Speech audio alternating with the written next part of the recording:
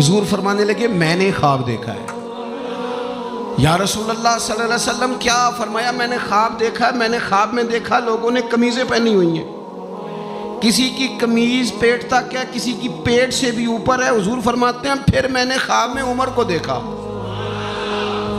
عمر فاروق نے اتنی لمبی قمیض پہنی، اتنی لمبی قمیض پہنی کہ نیچے گھسٹ رہی تھی۔ حضور خواب سنا کے چپ کر گئے۔ یا رسول اللہ کرم نوازی کریں، تعبیر بھی تو بتائیں نا۔ تو رسول کریم نے فرمایا اس کی تعبیر دین ہے۔ گویا فرما رہے اتنا لمبا کرتا حضرت عمر نے پہنا ہے کہ عمر تو دین کے اندر لپٹے ہوئے ہیں۔ سراپا دین، اٹھنا دین، بیٹھنا دین، بولنا دین، آنا دین، فیصلہ کرنا دین۔ عمر کا ہنس دینا بھی دین، عمر کا رو دینا بھی دین، فاروق اعظم کا بدر میں کھڑے ہونا بھی دین، احد میں آنا بھی دین۔